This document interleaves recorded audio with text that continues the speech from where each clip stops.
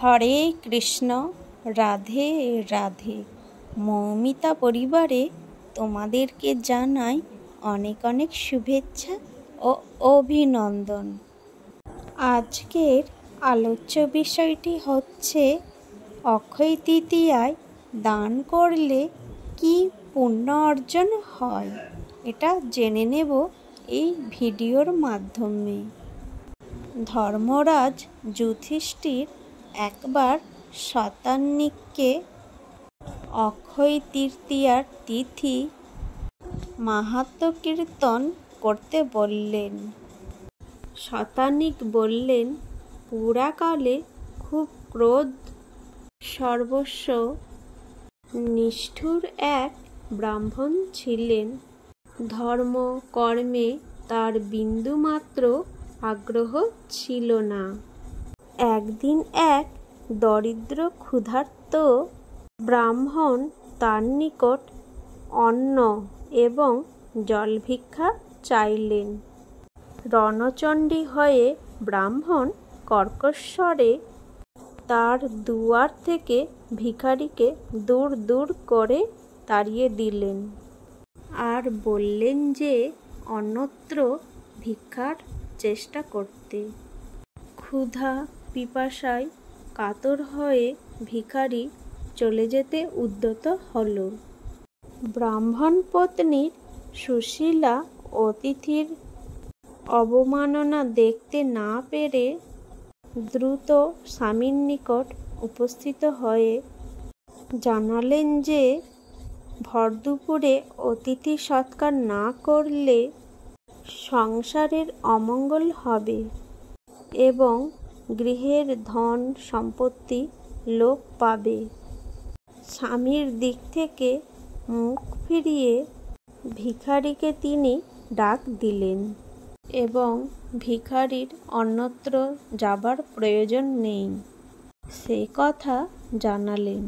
সুশীলা তার জন্য অন্ন জল আনবার ব্যবস্থা করলেন। কিছু পরেই তিনি অতিথি ভিক্ষুকের সামনে সুশীতল জল এবং অন্ন ব্যঞ্জন নিয়ে হাজির হলেন। ভিখারি বামুন অতীব সন্তুষ্ট হলেন এবং সে চলে যাবার সময় সুশীলাকে আশীর্বাদ করেন। সেই অন্ন জল দানকে অক্ষয় দান বলে অভিহিত করে চলে গেলেন। বহু বছর পর সেই উগ্রচণ্ড ব্রাহ্মণের অন্তিমকাল উপস্থিত হল। যমদূতেরা এসে তার শিয়রে হাজির। ব্রাহ্মণের দেহপিঞ্জর ছেড়ে তার প্রাণবায়ু বের হলো বলে তার শেষের সেই ভয়ঙ্কর সময় এসে উপস্থিত। ক্ষুধা ও তৃষ্ণায় তার গলা ও তালু শুকিয়ে গেল। তার ওপর যমদূতেদের কঠোর অত্যাচার। ব্রাহ্মণ তাদের কাছে 2 ফোঁটা জল চাইল এবং তাকে সে যাত্রায় উদ্ধার করতে বলল। তারা বলল, মনে নেই তুমি তোমার গৃহ থেকে অতিথিকে নির্জলা বিদেয় করেছিলে? বলতে বলতে তারা ব্রাহ্মণকে টানতে টানতে যমরাজের কাছে নিয়ে গেল। ধর্মরাজ ব্রাহ্মণের দিকে তাকিয়ে বললেন, একে কেন আমার কাছে নিয়ে এসেছ? ইনি মহাপুণ্যবান ব্যক্তি।